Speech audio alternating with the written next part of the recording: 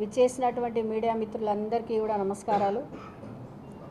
మీ అందరికీ కూడా తెలుసు, రేపటికి అంటే యాక్చువల్గా అయితే 27కి మా మొత్తం పీరియడ్ కంప్లీట్ అవుతుంది, 5 సంవత్సరాల టెన్యూర్. అయితే దాని సందర్భంగా ఈ 5 సంవత్సరాలలో ఏవైతే అభివృద్ధులు జరిగాయో, మేము వర్కులు చేశామో అవన్నీ కూడా మీకు చెప్పాల్సినటువంటి బాధ్యత మా మీద ఉంది.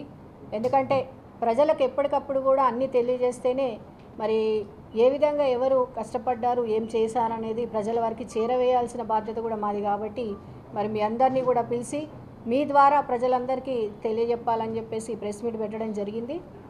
మరి మొదటగా చూసుకుంటే మా కౌన్సిల్ ఏర్పాటు మాజీ ఎమ్మెల్యే బిగాల గణేష్ గుప్తా గారికి, అలాగే ఆ రోజు ఎక్స్ అఫీషియల్గా ఉన్నటువంటి మరి జీవన్ రెడ్డి గారికి, బాజిరెడ్డి గోవర్ధన్ గారికి, ఆకుల లలితక్క గారికి, వీరందరికీ కూడా ముందుగా ధన్యవాదాలు తెలియజేస్తూ,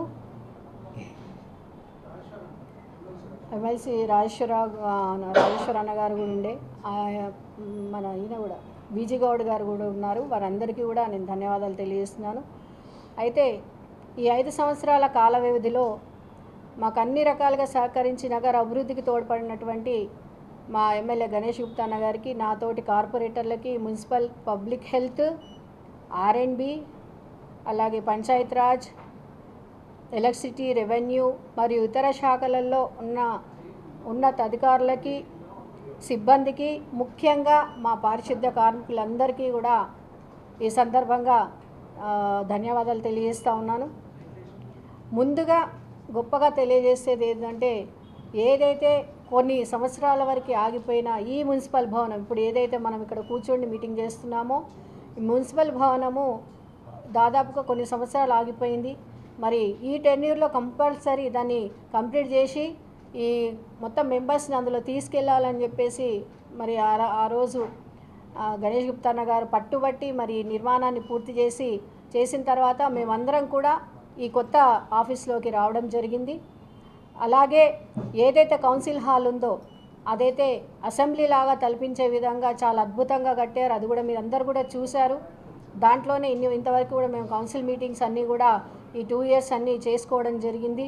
ఇది ఒక అద్భుతమైనటువంటి నిర్మాణం అని చెప్పొచ్చు. ఎందుకంటే పెద్ద పెద్ద స్మార్ట్ సిటీలలో కూడా ఇలాంటి మున్సిపల్ భవనం లేదని వచ్చిన వాళ్ళందరూ కూడా పెద్ద పెద్ద వ్యక్తులు, మినిస్టర్లు వాళ్ళందరూ కూడా మాకు కితాబు ఇవ్వడం జరిగింది. అది మా అదృష్టంగా మేము భావిస్తూ ఉన్నాం. ఇది మొదటిది మేము చేసిన పని. అలాగే రెండవది, ఎన్నో సంవత్సరాలుగా ప్రజలంతా ఎదురు చూసినటువంటి పని మరి బొడ్డెమ్మ చెరువు. మనకున్నటువంటి ఏకైక వాటర్ బాడీ ఏదైనా ఉంది మన నిజామాబాద్లో అంటే చాలా పెద్దది, అది బొడ్డెమ్మ చెరువు. దాన్ని అంటే రఘునాథ్ చెరువు.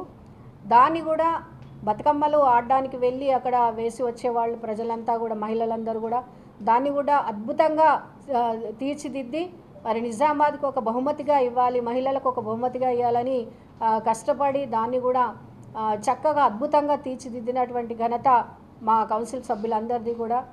ఎందుకంటే దాని గురించి కూడా ఎన్నో సంవత్సరాలు కష్టపడి ఎన్నో డిజైన్లు చేసి దాని తర్వాత ఆ నిర్మాణాన్ని ఒక తుది రూపు తీసుకొచ్చిన తర్వాత ఇప్పుడు చూస్తున్నాం ఎంతో అద్భుతంగా ఉంది. ఇప్పటికి కూడా మహిళలందరూ వెళ్ళి అక్కడ అందరూ కూడా సాయంత్రం పూట చక్కగా పార్కులో అందరూ కూడా ఎంజాయ్ చేయడము, చూడడం అనేది కూడా, సెల్ఫీలు దిగడం అనేది కూడా అందరు చూస్తూ ఉన్నారు. ఇది కూడా మా యొక్క అదృష్టంగా మేము భావిస్తూ ఉన్నాము. అలాగే అన్ని వార్డ్స్లలో ముఖ్యంగా ప్రజలకు ఆరోగ్య ప్రమాణాలు పెరగడానికి, ప్రజలందరూ కూడా ఆయు ఆరోగ్యాలతో ఉండడానికి ఓపెన్ జిమ్స్ అలాగే పార్కులు నిర్మించడం అనేది కూడా చాలా గొప్ప విషయం. ఆనాటి మాజీ ముఖ్యమంత్రి వర్యులు కేసీఆర్ గారు ఈ నిర్ణయం తీసుకొని ప్రతి దగ్గర కూడా వీలున్న చోట, ప్లేస్ ఉన్న చోట తప్పకుండా పార్కులు నిర్మించండి, ఓపెన్ జిమ్ములు నిర్మించండి. ఎందుకంటే ప్రతి ఒక్కరు కూడా ప్రైవేట్గా వెళ్ళి డబ్బులు కట్టుకొని అందరు కూడా జిమ్ములకు అది వెళ్ళలేరు. కాబట్టి మరి మనమే జిమ్ములను ఏర్పాటు చేస్తే ఓపెన్గా ప్రతి ఒక్కరు వెళ్ళి చేసుకునే విధంగా అని ఒక మంచి ఆలోచనతోని మరి పార్కులు ఇప్పుడు అన్నిటి దగ్గర కూడా పార్కులు ఉన్నాయి, ఓపెన్ జిమ్లు, పార్కులు ఇవన్నీ కూడా అద్భుతంగా ఇప్పటికి కూడా ప్రజలంతా ఉపయోగించుకుంటున్నారు. ఇది కూడా ఇంత మంచి కార్యక్రమం చేపట్టి ప్రజలకు అందుబాటులోకి తీసుకురావడం కూడా మా అదృష్టంగా మేము భావిస్తూ ఉన్నాం. అంతేకాకుండా తీవ్ర ట్రాఫిక్ సమస్యలు వర్షాకాలంలో ఈ ఆర్యుబి ఏదైతే కంఠేశ్వర్ దగ్గర మనము చూస్తూ ఉన్నాం, వాటర్ అంతా నిండిపోయి అసలు అక్కడ బస్సులు కానీ ఈవెన్ ఆటోలు సైకిళ్ళు కూడా వెళ్ళలేనటువంటి చాలా తీవ్రమైనటువంటి పరిస్థితి ఉంటుండే. దాన్ని కూడా అదుపులోకి తీసుకొచ్చి ఎంతో కష్టపడి దాన్ని ఆర్యుబిని నిర్మించడం జరిగింది. ఇప్పుడు చూస్తున్నారు ఎంత అద్భుతంగా జగ్జీవన్ రామ్ యొక్క విగ్రహం దగ్గర కూడా చక్కగా చెట్లన్నీ పెట్టి ఒక మంచి లుక్ను తీసుకురావడం జరిగింది. అది కూడా మా కౌన్సిల్ సభ్యుల మాజీ ఎమ్మెల్యే గణేష్ అన్న గారి ఆధ్వర్యంలో ఇదంతా కూడా జరగడము, ఇప్పుడు ఎలాంటి ఆటంకాలు లేకుండా ప్రజలకి ట్రాఫిక్ సమస్య లేకుండా అక్కడి నుంచి చాలా సులువుగా రావడం పోవడం. ఇంకోటి ఏంటంటే అద్భుతం, అక్కడ ఎలాంటి ప్రజలకు ఇబ్బంది లేకుండా మరి ఆ టన్నల్ని నిర్మించడం, పైన ఎక్కడ కూడా ట్రైన్లకు కానీ దేనికి కూడా ఇబ్బంది లేకుండా ఆ కార్యక్రమాన్ని నిర్మించడం అనేది నిజంగా ఇది ఒక అద్భుతమైనటువంటి కార్యక్రమం అని మేము గొప్పగా తెలియజేస్తూ ఉన్నాం.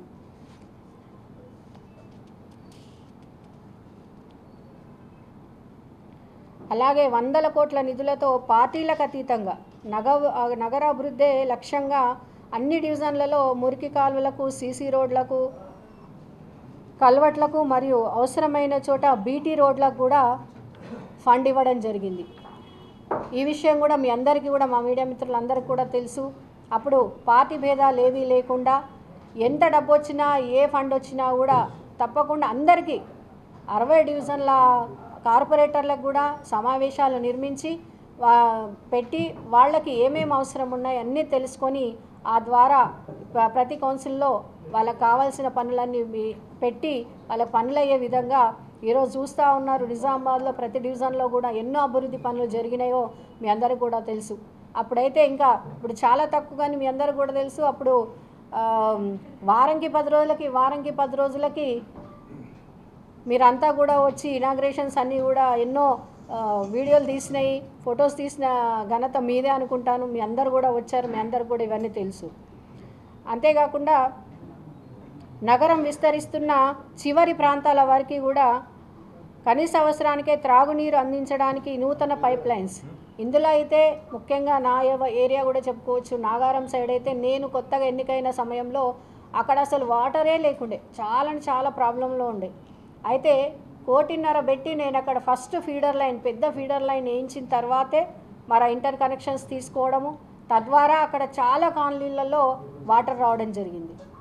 అయినా అది రాక్ ఏరియా కాబట్టి కొన్ని సమస్యలు ఉన్నప్పటికీ కూడా ముందేదైతే అసలే లేని సమస్య ఏదైతే ఉండేనో చాలా మటుకు ఒక 70 to 80% మేము తీర్చగలిగాము. ఇప్పటికీ చాలా ప్రజలు దాంతో చాలా హ్యాపీగా ఉన్నారు. అక్కడే కాదు, చాలా ఏరియాస్లలో ఇట్లాంటి ఇంటర్ కనెక్షన్స్ తీసుకొని ప్రజలకు ఇవ్వడం జరిగింది. వాటర్ తాగునీరు ఇంకా ఇప్పుడు ఎక్స్టెండ్ అవుతుంది కాబట్టి ఇంకా కొన్ని దగ్గర ఇవ్వాల్సి ఉన్నా ఇప్పుడు కూడా మా కార్పొరేషన్ నుంచి ఆ ప్రక్రియ అనేది ఇంకా కొనసాగుతూనే ఉంది. అలాగే నగరంలో విస్తరిస్తున్నటువంటి ప్రజలకు మరింత మెరుగైన పారిశుద్ధ్య సేవలను అందించడానికి నూతనంగా మనం అప్పుడు 330 మంది కార్మికులను తీసుకోవడం జరిగింది. అలాగే 60 మంది డ్రైవర్లని, అంతేకాకుండా ఇంటింటికి చెత్తను సేకరించే విధంగా 43 ఆటోలను, 20 ట్రాక్టర్లను, 7 టిప్పర్లను, నూతన వాహనాలను కొనుగోలు చేసి చెత్తరహిత నగర నిర్మాణానికి కృషి చేయడం కూడా జరిగింది. ఇవన్నీ కూడా మా టెన్యూర్లోనే అవన్నీ కూడా ఆర్డర్స్ ఇచ్చి తెప్పించడం జరిగింది. దాన్ని కూడా ఎంతో గ్రాండ్గా ఇనాగ్రేషన్ చేయడము, ఇక్కడ ఇదే కలెక్టర్ మైదానంలో చాలా పెద్ద ఎత్తున అవన్నీ కూడా ఏర్పాటు చేసి మొత్తం నిజామాబాద్ అంతా కూడా వాటిని అంతా తిప్పి అందరికీ ప్రజలకు తెలిసే విధంగా ఆ కార్యక్రమం కూడా పెద్ద ఎత్తున చేశాము. అదేవిధంగా ఇప్పటికి కూడా అవి కొనసాగుతూ ఉన్నాయి. వాటి కూడా సేవలు వాళ్ళు అందిస్తూనే ఉన్నారు. ఇంకొకటి హైలైట్ మన నిజామాబాద్కి మీ అందరికి కూడా తెలుసు, సెంటర్ మీడియన్స్, స్పైరల్ లైట్స్. దాని గురించి నగర సుందరీకరణలో భాగంగా 20 కిలోమీటర్ల మేర రహదారి మధ్యలో వివిధ రకాలైన మొక్కలను నాటి ప్రధాన కూడళ్లను సర్వాంగ సుందరంగా అభివృద్ధి చేయడం జరిగింది. ఇదంతా కూడా మీ అందరికీ తెలుసు. 4 మూలలలో మొత్తం నిజామాబాద్ సెంటర్లో ఆ మూల ఈ మూల 4 మూలలలో కూడా ఏవైతే సెంటర్ మీడియాలు నిర్మించి మరి అందులో చెట్లు పెట్టడము, అలాగే వాటి మధ్యలో స్పైరల్ లైట్స్ పెట్టడం అనేది కూడా ఇదైతే చాలా అద్భుతం. ఎందుకంటే అప్పుడు ఇనాగ్రేషన్ చేసిన టైంలో కూడా ఎంతోమంది రాత్రులలో వచ్చి అందరూ కూడా బైక్ల మీద పిల్లలంతా విహరించడము, సెల్ఫీలు తీసుకోవడము చాలా అద్భుతంగా ఆ ఒక్క కార్యక్రమం కూడా చాలా హైలైట్ అయిందని చెప్పడానికి నేను గర్విస్తూ ఉన్నాను. అంతేకాకుండా ఓపెన్ జిమ్లు మనం మాట్లాడుకున్నాం.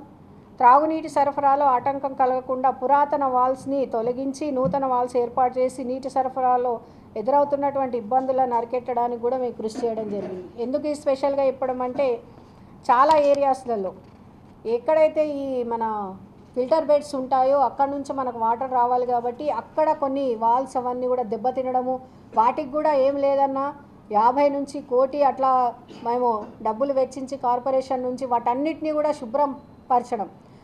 ఏదైతే ఫిల్టర్ బెడ్స్ ఉన్నాయో వాటిల్లో కూడా మిషన్స్ అన్నిటిని కూడా ఎప్పటికప్పుడు కూడా వాటన్నిటిని శుభ్రపరిచి వాటన్నిటి క్లీన్ చేస్తేనే ఎప్పటికప్పుడు ప్రజలకు వాటర్కి ఇబ్బంది లేకుండా తాగునీరు రావడం అనేది. ఇది ఎందుకు స్పెషల్గా చెప్పుకోవడం అంటే నిజామాబాద్ మొత్తం తెలంగాణ మొత్తంలో నిజామాబాద్లోనే మొత్తం ప్రతిరోజు కూడా నీళ్లు రావడం అనేది అది మన నిజామాబాద్ యొక్క ప్రత్యేకత.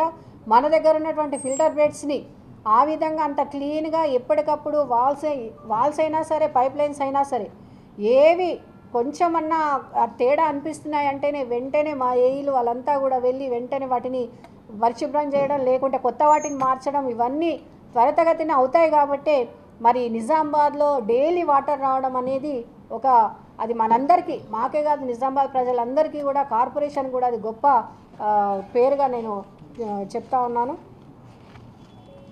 అంతేకాకుండా పట్టణ ప్రగతి కార్యక్రమంలో భాగంగా దశాబ్దాల కాలంగా పూడికను నోచుకొని నాలాలకు శుభ్రం చేసే వర్షాకాలంలో వచ్చే వరద నీటిని మళ్లించడానికి స్ట్రాంగ్ వాటర్ డ్రైన్స్ నిర్మాణంతో మేము కృషి చేయడం జరిగింది. స్ట్రాంగ్ వాటర్ డ్రైన్స్ కూడా చాలా మట్టికి కట్టాము, కానీ నేను ఇంతకుముందు చెప్పినట్టుగా ఇది ఎక్స్టెండ్ అవుతుంది కాబట్టి ఇంకా కొన్ని ప్రాంతాలలో ఇంకా ఉన్నాయి. ఈ మధ్య దాని గురించి కూడా మేమంతా ఒక ప్రణాళిక చేయడం కూడా జరిగింది.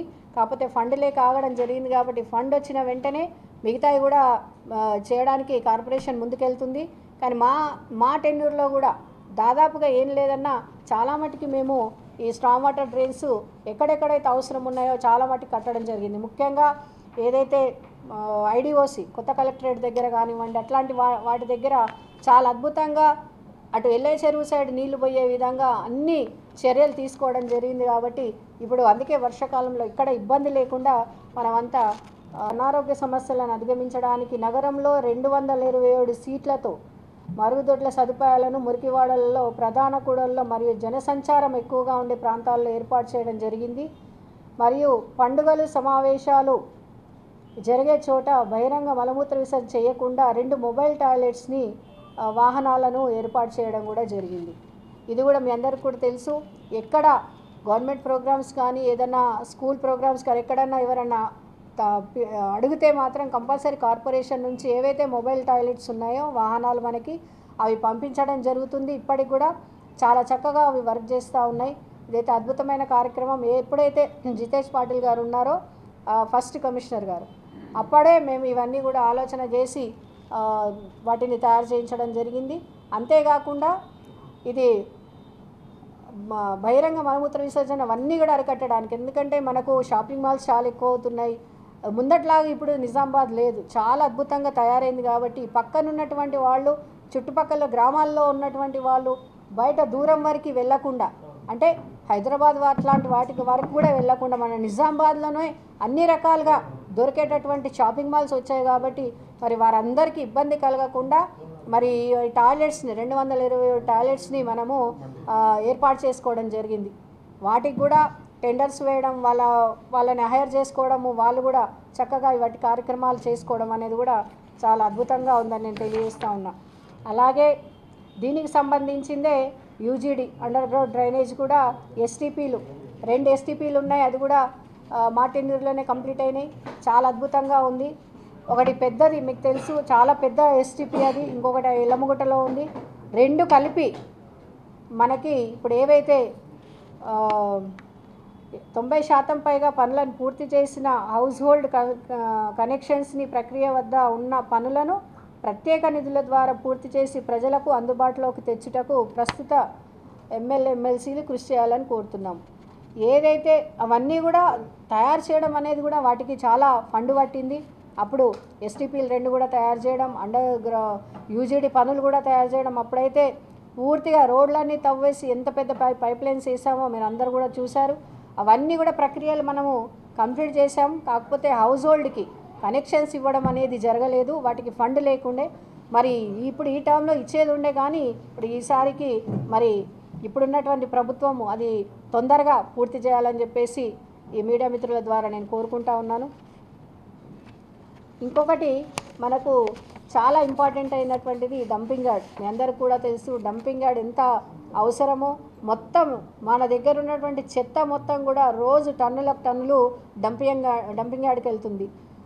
మనకున్నటువంటి ఒకటే ఒక డంపింగ్ యార్డ్, అదే దాన్ని ముందు అసలు అందులో ఎలాంటి సౌకర్యాలు లేకుండే ఆ సౌకర్యాలన్నీ కూడా ఈ మధ్య మనం అక్కడ కల్పించడం జరిగింది.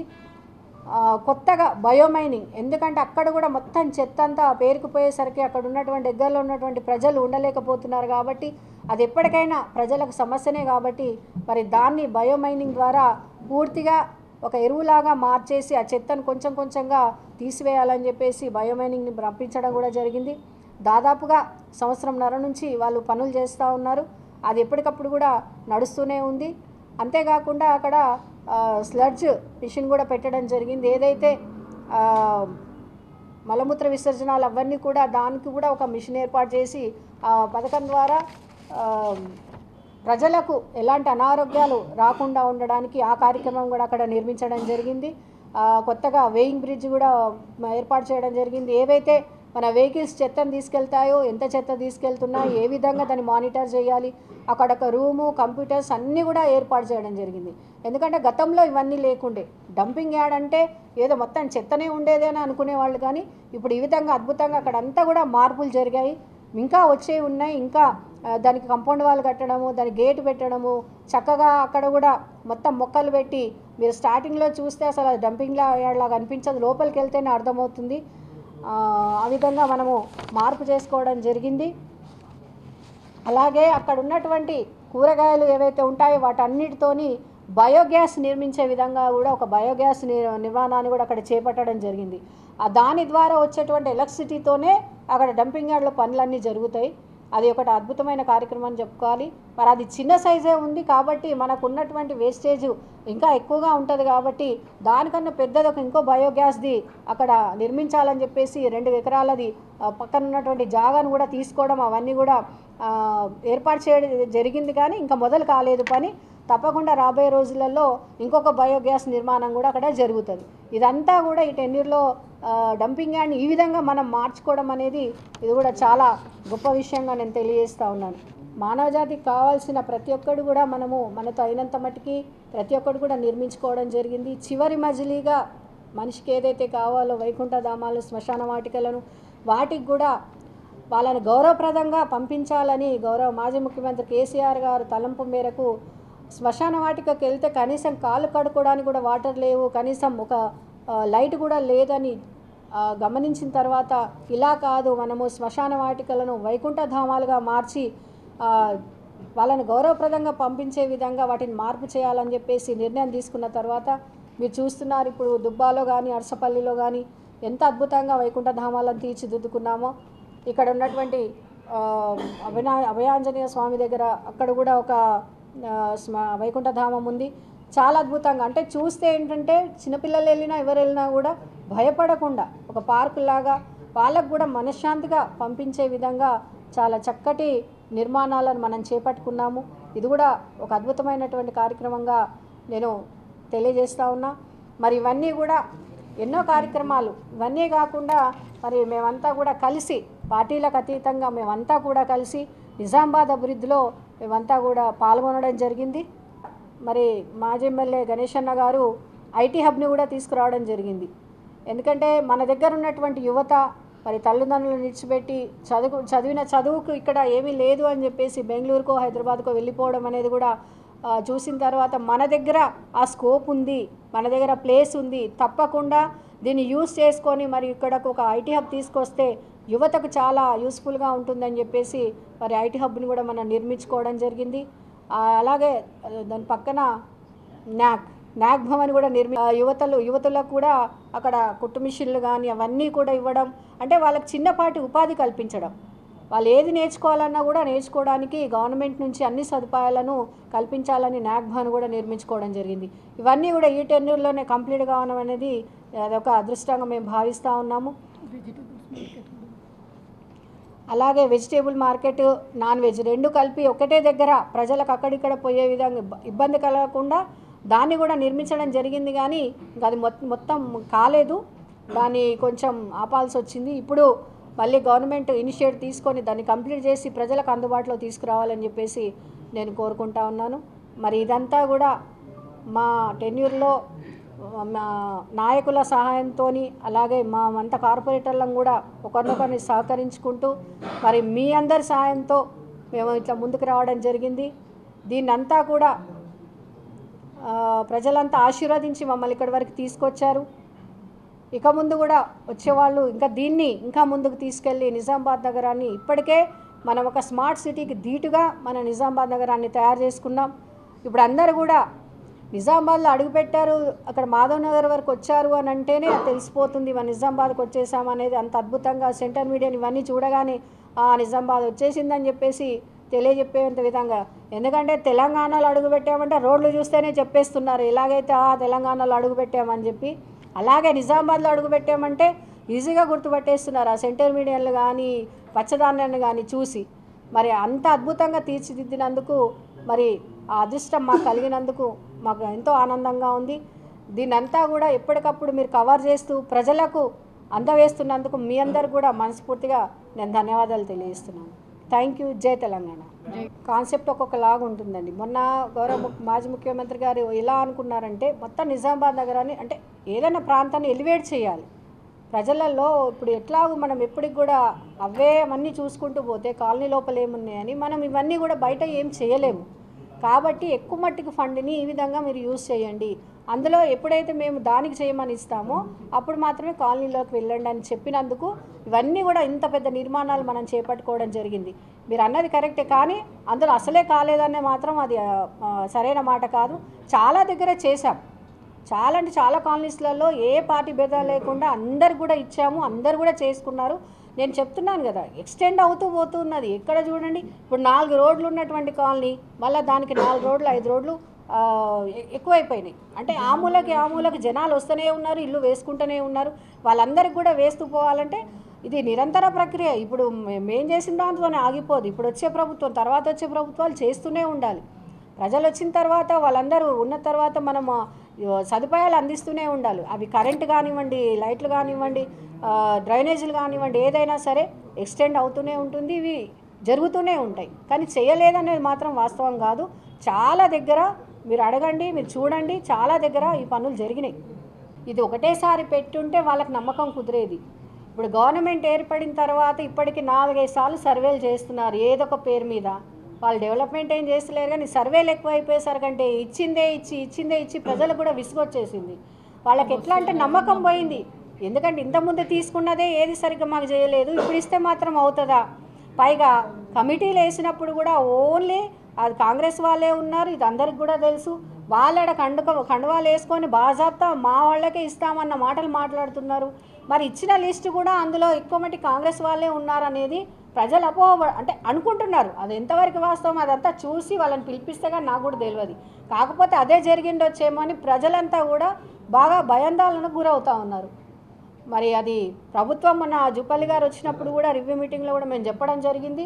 అలాంటి ఏవి కాకుండా అవకతవకలు కాకుండా చూసుకుంటాం, వాటిని సరిదిద్దుతామని చెప్పడం జరిగింది.